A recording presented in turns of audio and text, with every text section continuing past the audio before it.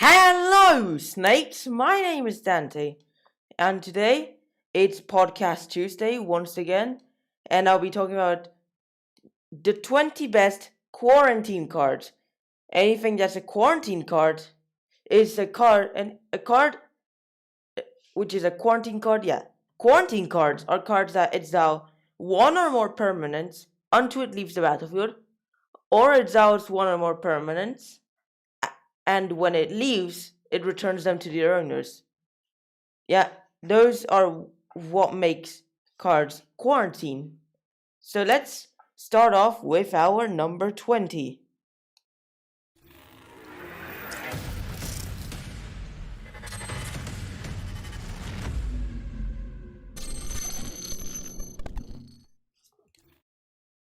Oh, hi Salahdin, how are you? And our number 20 is Colossal Whale. Colossal Whale, why is this a quarantine card? You'll find out. It's a Sun mana 5/5 whale with Island Walk, and when it attacks, you may exile target creature defending player controls until it leaves the battlefield. See? Look at this. It can, because anything that's like quarantine, it just captures a card, and like until it leaves the battlefield. It can sometimes be called imprisoned cards or imprisonments, sometimes even capture cards, but nowadays people are referring them to as quarantine cards, potentially making, and this is actually making reference to our yeah, thanks. This is making reference to our daily quarantine as well. And yeah, Colossal Whale, I had to consider this a quarantine card. That's why I put this in number 20. Yeah, let's just go to our number 19.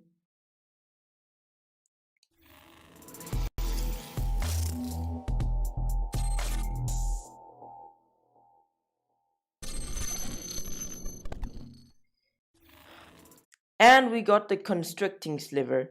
Constricting Sliver, yeah, that's also a quarantine card. It's a 6 mana free Sliver with slivers you control have. When they enter the battlefield, you may exile target creature an opponent controls until it leaves the battlefield. Yep, that fits into the quarantine category. Yeah, and because it exiles a permanent until it leaves the battlefield. In this case, it exiles creatures until a certain sliver leaves the battlefield. Yeah. But what I'm thinking is, what happens if you have Constricting Sliver?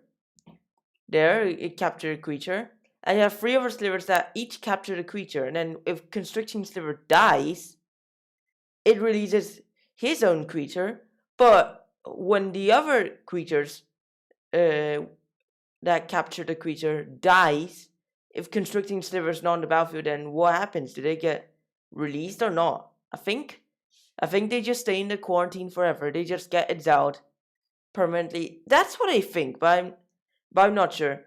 I should check the rulings. But yeah, either way, even if that's not meant this way, then it is still a good card, because if you're playing a Sliver Tribal, this can serve as removal because it traps the creatures until it leaves. Yeah. It's really cool, that card. Let's just go to our number 18, and there we go.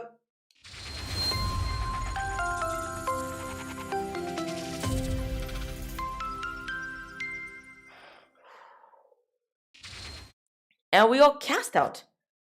That card was played in, that used to be played in Standard, and ceased playing some historic, no, not historic, I meant Pioneer control decks.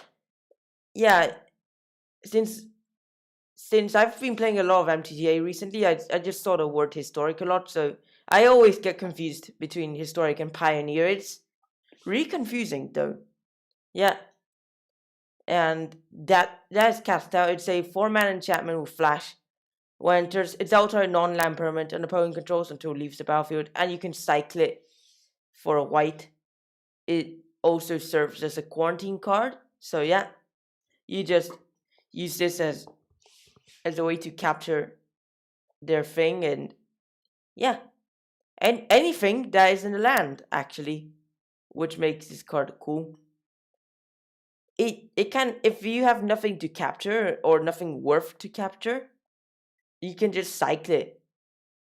Sometimes you need to do this, but yeah, if you have nothing else, you can just cycle it for white and you draw a card. Yeah, it's just really good. Yeah.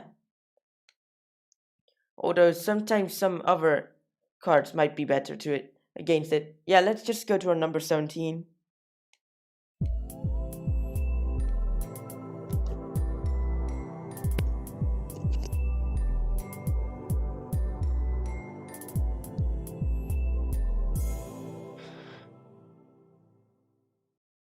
And we got Grasp of Fate. It's a 3-mana enchantment. When it enters battlefield, for each opponent, it's up to one target non-land permanent that player controls until Grasp of Fate leaves the battlefield. And yeah, it's actually a really good card, mainly in Commander. And it can just capture multiple things, one from each player. Also, it is quite a good card as well. It's because it serves as removal, and it's a really good card, yeah. For 3 mana. Let's just go to our number 16.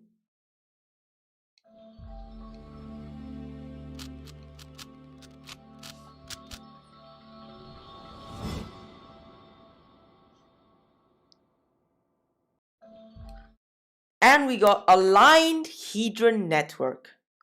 That's a good one because it's a 4-mana artifact. When to the battlefield, exile all creatures with power 5 or greater until it leaves the battlefield. See? Look at this. It just captures many big things into one network. The infinite loop. And yeah, this is more like it can serve as a board wipe. Temporal board wipe, yeah, because like it will just wipe out all the big creatures, but when it leaves, then they'll return. Yeah, it's just really cool. What do you think? I think it's a really good card. Like, it can be easily destroyed, yes, but don't you think it's a powerful card? I think it is. But there's still over 15 quarantine cards which are better than this anyways. Let's just go to our number 15.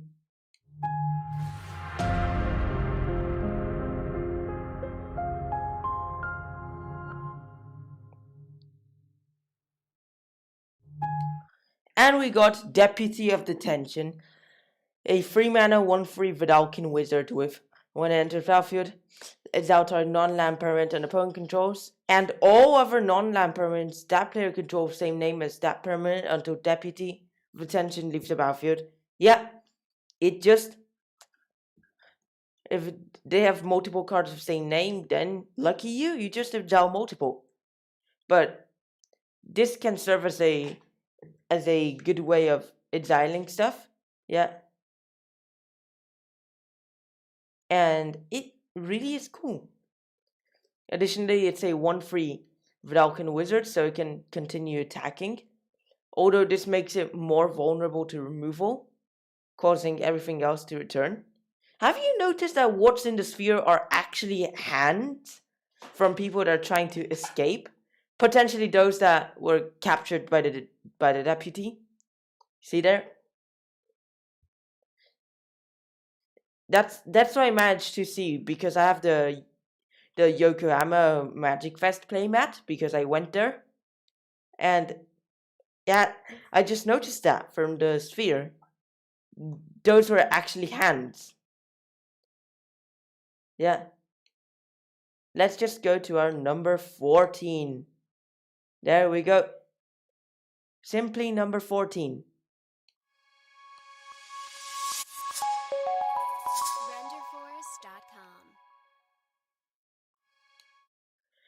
And we got Prison Realm.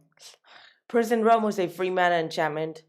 When to the battlefield, exile target creature or planeswalker an opponent controls until Prison Realm leaves the battlefield, and when to scry 1. it's a good way of exiling stuff as removal. Yeah, it can also hit planeswalkers though, and additionally it lets you scry one. So yeah, it's quite good. Yeah, and it was mainly good in sealed, but then it somehow became powerful in standard. Mainly played in the white weenie decks, sometimes in Esper decks. Yeah, it's just really cool, I think. And it's not really played in other formats, but it is playable in standard. Yeah, and if you're playing in WarSpark, it is a sealed card. Let's just go to our number 13 and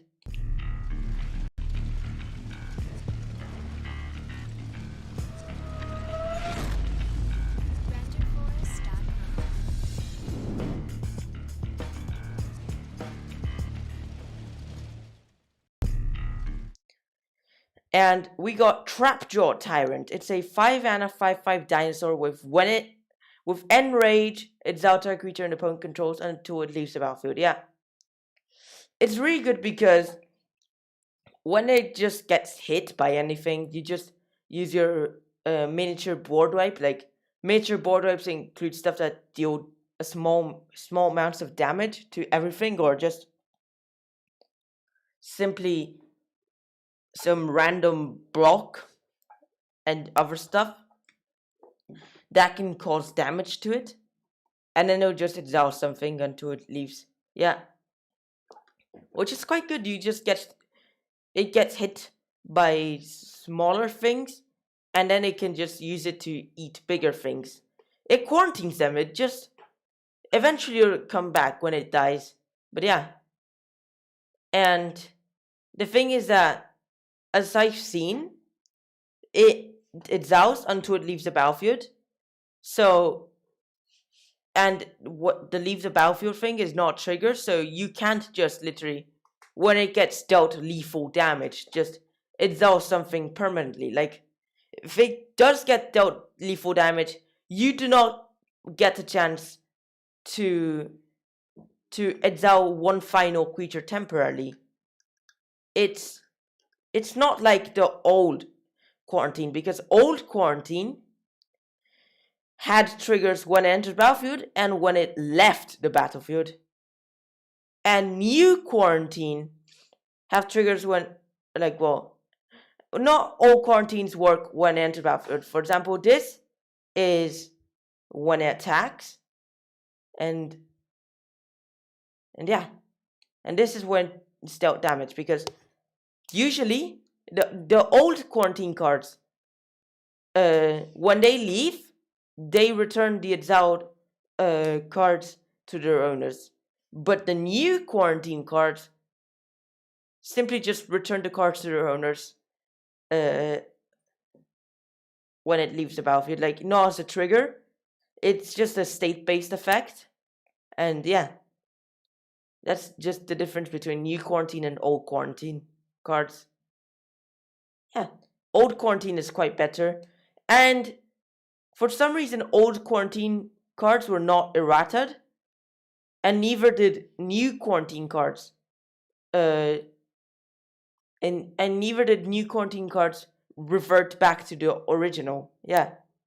So, like, starting for like 2014, 2013, something like that, old quarantine cards, just, they stopped making that kind of card, and they shifted on to the newer ones, the newer quarantine mechanic, which says until leaves the battlefield. Yeah. Let's just go to our number 12. And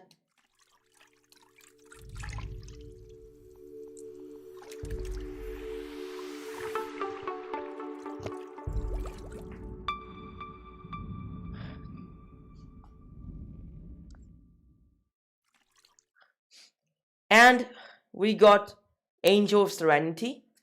It's actually a variant of the quarantine mechanic. It's a 7-mana 5/6 angel with flying. When it enters, you may exile up to 3 other target creature cards from the battlefield and or creature cards from graveyards. Yeah. So this variant means it can also exile stuff from graveyards. And when it leaves, return them back to their hands. This is really good if you want to bring back some of your own cards, temporarily remove stuff, and additionally, if you have some sack outlet, you can just experiment by using Angel of Serenity and respond to her ETB trigger by sacrificing it to the sack outlet, and then it'll do the LTB trigger. Put the LTB trigger on top, so no cards are returned to their owner's hands, and then the ETB trigger happens. Just exile 3 creatures from the battlefield and or from graveyards. Yeah, there we go. Triple removal for 7 mana. Triple removal for 7 mana. Is that good? Nah, it's not. Triple removal for 7 mana is not really good because you've got Hets, which can destroy 6 creatures for 5 mana or 6 mana. I don't remember. Yeah. So, but this exiles. Still, triple removal for 7 mana is not really that good. Well, you know, something is going to happen when you sacrifice it to the sack outlet. Unless if it's just a Bloodflow Connoisseur or just a... Or your regular Nantuko Husk, which just grows or grows on turn of turn. But the better sack outlets are like Altar of Dementia. Ashnod's Altar makes it a 5 mana triple removal, which I'm still not sure if that's good. I think it's not that good. A 5 mana triple removal. And there is additionally, you can do it with Phyrexian Altar. You get 6 mana triple removal, but you get to get color and not double colorless. I don't know. Try experiment with this card. Who knows what might happen when you play Angel of Serenity in your commander deck. Let's just go to our number 11.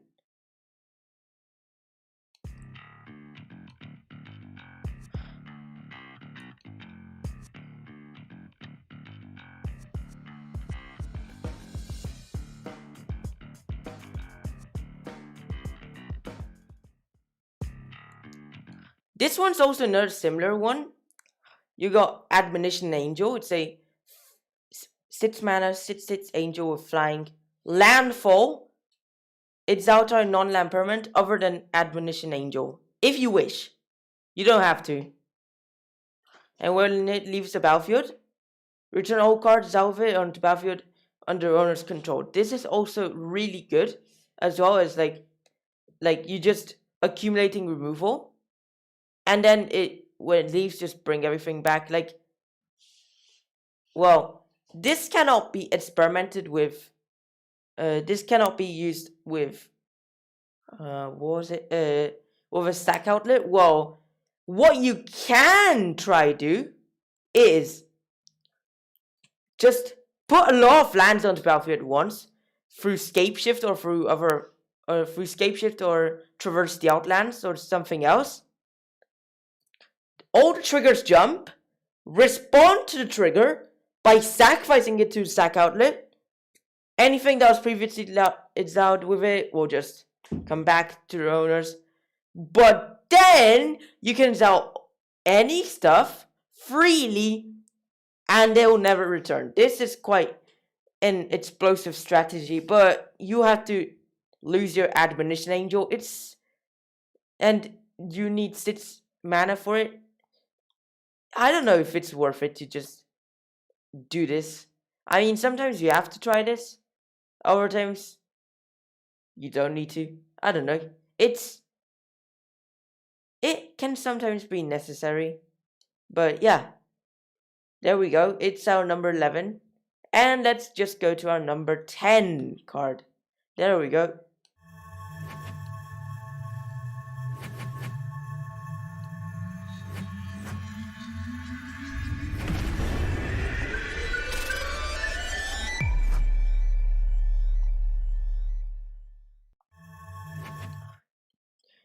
You see that?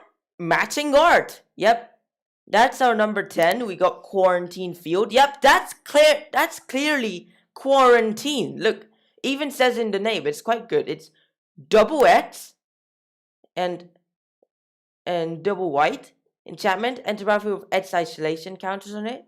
When enters battlefield, for each isolation counter on it, it's up to one target non-land permanent and opponent controls until Quarantine Field leaves the battlefield. Yeah. It's just a really cool card. Like, I don't really know what's the whole point of the isolation counters. Well, of course, if there's a Solemnity or some other effect where putting counters is prevented, then it would not work. Or if you somehow have doubling season out, which can happen, it will just get extra counters as well. That can happen. But they could have simplified it to when to battlefield, it's out. Well, what they could have done is like Quarantine Field would say like when enters battlefield, if you cast it, it's out X target creatures. No, it's out X target non-land permanents opponent's control until leave the battlefield. Yeah, that would be better one, but that would be like a regular one. But this was intended for counter synergy for some reason, like stuff like doubling season, in which every counter is doubled, or it can be disabled using stuff like Solemnity, and for some, and also good, and the isolation counters.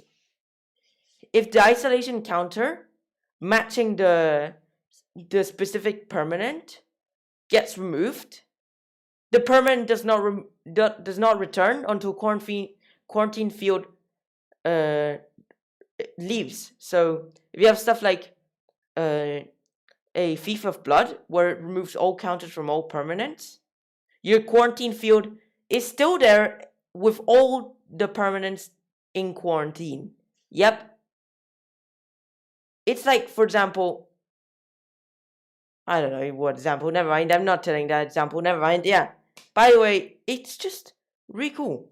Just try using Quarantine Field in your commander deck, and I can assure you, you would out lots of creatures. Run this in white-green for double counters. Do not run this with Solemnity, because you don't want to see what happens. Empty Quarantine Field. That happens with a Solemnity. Let's just go to our Simply number 9.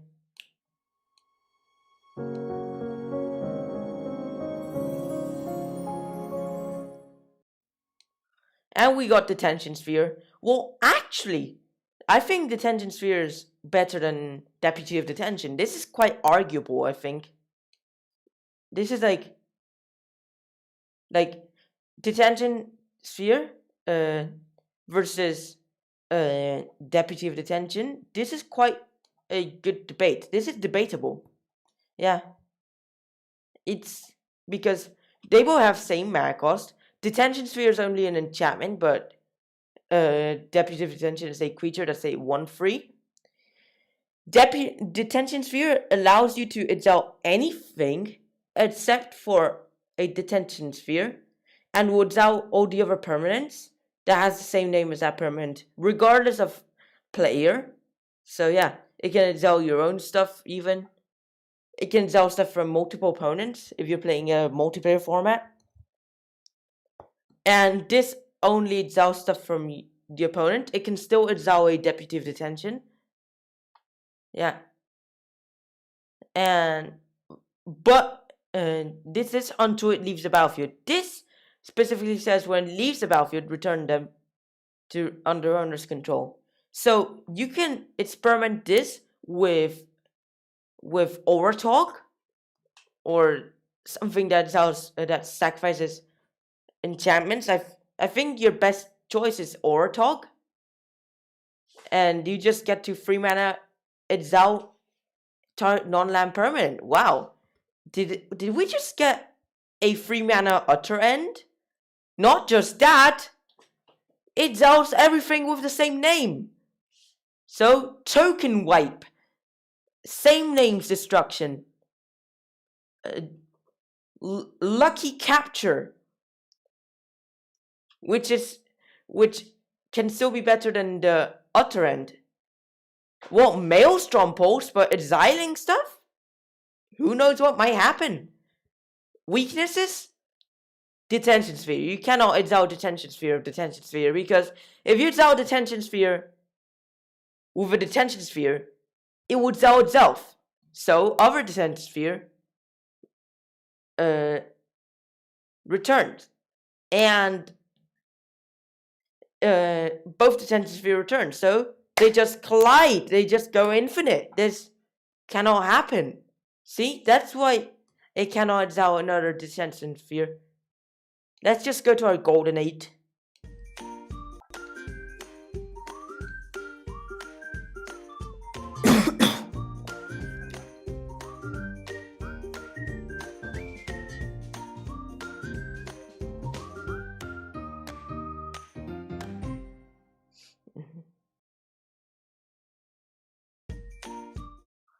And we got Realm Razor. Say 6 mana for 2 beast with when to battlefield, exile all lands. When it leaves the battlefield, bring them back to their owners. I consider this quarantine card because it exiles all the lands. It just it quarantines the lands, because anything that's quarantined just exiles. Anything that is considered quarantine is a card that can exile permanents until it leaves the battlefield, or can exile permanents, and when it leaves the battlefield, returns them to their owners. Try this with Out of Dementia, and yeah, you can get a 6 mana exile Armageddon and a mill 2. Yeah, you can just mill 4 actually. You can use this. So it's like 6 mana, exile all lands. Target player mills 4. Yes, it's quite useful. Like, well, Armageddon is 4 mana, but this exiles the lands, so it bypasses indestructible lands, mills players for 4. It's and it's quite and yeah, you can just use this as permanent land exiling or temporal land exiling for 2 beast, and when it leaves, they just return. You have the choice, and you have the choice to choose between Realm Razor and doing Altar of Dementia to sacrifice and exile all the lands, or just do a Realm Razor regularly, and you get to do everything. Yeah, and let's just go to our simple number 7 card. Yeah, let's do this.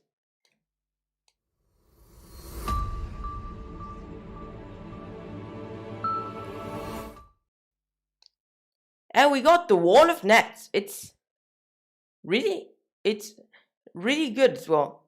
This is quite a good card. Say 3 mana 0/7 wall with Defender. So it's ignore the ruling walls cannot attack. In the past, before Defender even existed, walls cannot attack by default. But then they removed this mechanic, and now they introduce a mechanic, Defender, where it cannot attack. Yeah. Say 3 mana 0/7 at end of combat, exile all creatures blocked by a Wall of Nets. And when it leaves the battlefield, return them to their owners. So the trick, it doesn't really have a trick. Like, you don't need to sacrifice it or anything. It's not like those. Well, if it dies during combat, for example, if it dies to a 7/7 creature, you get to exile the creature forever, because when it leaves the battlefield, just and when it leaves the battlefield, just return the creatures back to their owners. Yes. And at end of combat, you just exiled the creature that got blocked by it, the one that killed the wall of nets, forever, because it will not return. Yeah, it's really cool. It's a really cool, interesting mechanic as well. And if it would not die during combat, well, you can just use a Altar of Dementia, but you don't mill anything. I don't know. Still, it's probably quite good to use with Tangling, I think it was. You could use it with Valor Made Real. And yeah, where it can just block multiple creatures. Or just brave the sands. If you just want to block additional creatures, but not block everything at once. I mean, like, if it was to block everything at once and dies during this, all the block creatures actually gets out forever. This is a really interesting wall. Probably some of the best walls in the game. Let's just go to our number 6.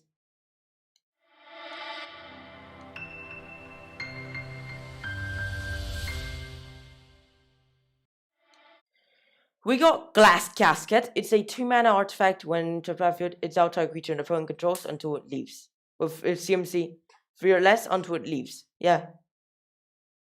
As well, this is of course part of the new quarantine card, so it does not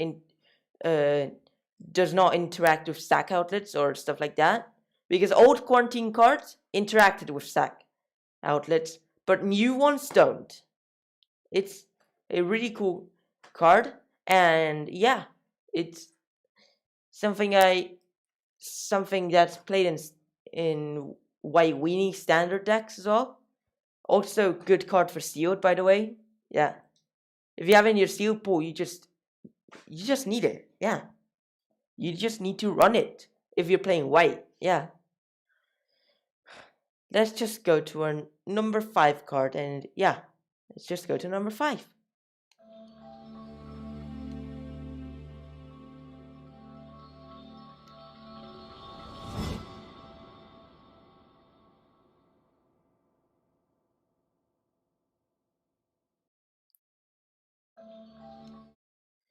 And you got World Gorger Dragon. It's a 6-mana 7/7 Nightmare Dragon with Flying Trample when enter the battlefield. It's now all over permanents you control. So yeah, this is also a quarantine card. So this World Gorger Dragon, we can. So World Gorger Dragon, let's say this is the coronavirus, and the ETB trigger is us reacting to it, quarantining ourselves at home. Isn't that genius? And then when it leaves the battlefield, just bring them back to their owners. So yeah, 6-mana 7/7 Flying Trample. What's important is this ability. So this can be interacted with a Animate Dead infinite combo, because 2-mana or enchant creature in a graveyard, and then that creature comes back under your control, and if Animate Dead would leave, just kill that creature, and yeah, and enchanted creature gets -1/-0. Why do we even care about this last line? I don't know. Well, still. So the trick is, like, you have Animate Dead, you cast Animate Dead targeting your World Gorger Dragon. World Gorger Dragon returns. Okay, yes.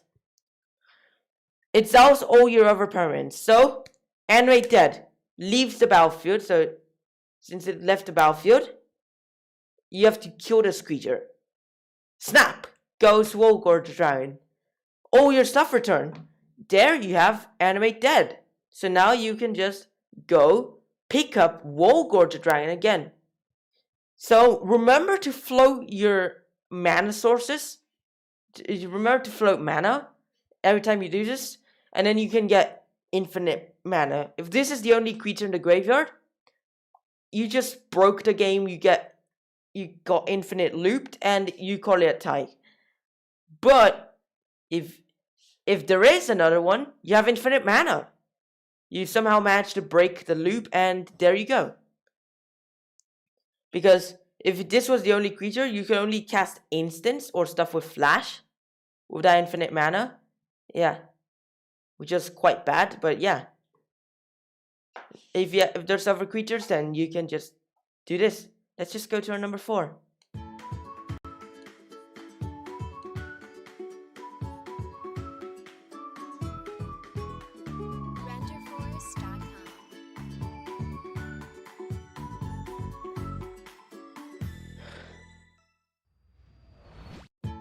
Banishing Light versus Grasp of Fate. This is quite debatable, but I think this is probably better, especially when you're playing on a 1v1, because you only need 1 white mana. Also, but only it's out from 1 opponent, so this is more preferable in 1v1 formats. It used to be played in Modern, or not, well, it was like Modern League, or it wasn't replayed, but now it's played in Standard. It's now Standard legal. Ow. And additionally, it's also played in Standard, yeah. But it still has same art and same flavor text. Wow. It's quite good, though. There's still another card which is better. Yeah. Let's just go to our number 3.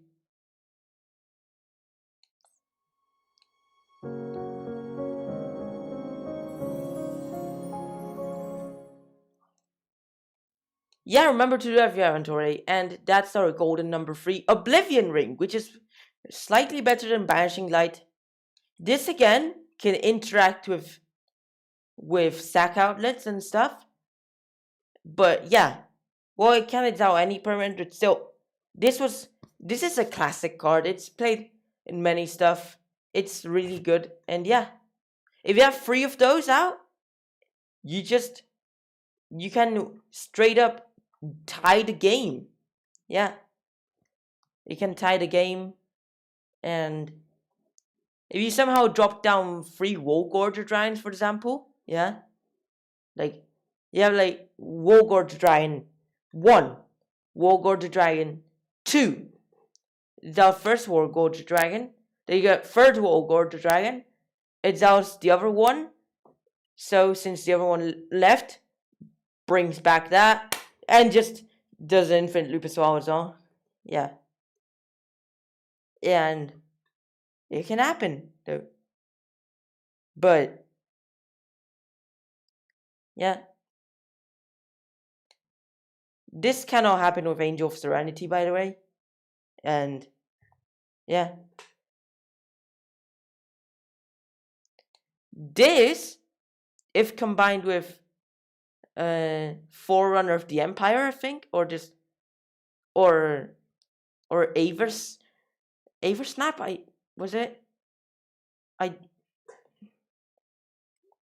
don't know. There's some enchantment where when a creature enters the battlefield, you deal 2 damage to it. If you combine 3 of them together in that card, you can just infinite loop as well. Yeah. And well, this cannot infinite loop. And this cannot infinite loop, but it can loop, which is a different thing. But yeah. I don't know. Yeah, it doesn't infinite, but it can loop. This is the most classic infinite loop. And additionally, it can work with Oratog to exile something permanently for 3 mana. Yeah. You remember that 3 mana Utter End we were talking about earlier? That's another way possible. in mono white even, not even in blue white. There we go. Let's just go to our number 2.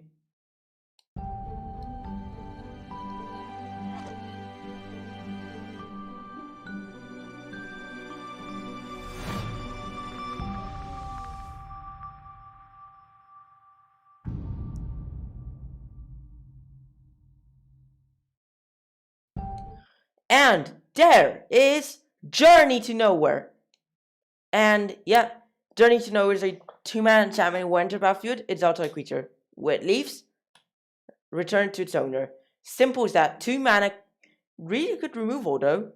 And yeah, well, there is Chain to the Rocks and Unfinished, but they're too conditional, not really great. And Path to Exile and Swords Plowshares beat them to it. So yeah, Journey to Nowhere was the best quarantine card until Dominaria came. Yeah, this was quite a good card. This also interacted with Oratog to get a 2-mana Exile creature, which I don't remember what card that was, but there was a 3-mana card that's Exile creature. Yeah, it's quite a good card. Yeah,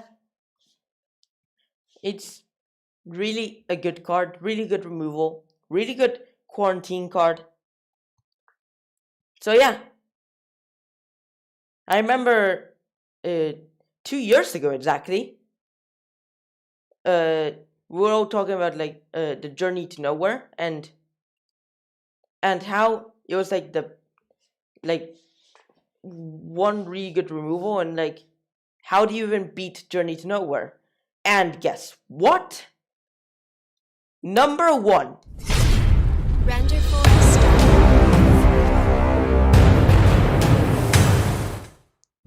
By the way, that meant number 1. That's what overtook it. Seal Away. Actually, well, this is quite debatable. Seal Away versus Journey to Nowhere. I believe Seal Away is better. It has flash. It can only go for tapped creatures and only for creatures opponent controls. But like, additionally, it does not have the special leave the battlefield trigger. So it cannot be comboed with Oratog. So if you're playing an Oratog deck in Commander, just pick Journey to Nowhere. If you're playing just your normal Pioneer format, or just your normal gameplay, just try Seal Away. But yeah, it has their pros and cons. Seal Away, only for tapped creatures, but has flash. So it can just capture an attacking creature as it attacks. But Journey to Nowhere, sorcery speed, but it can exile any creature. What's better? This is old quarantine, this is new quarantine, by the way. So old quarantine cards were typically better than new quarantine cards.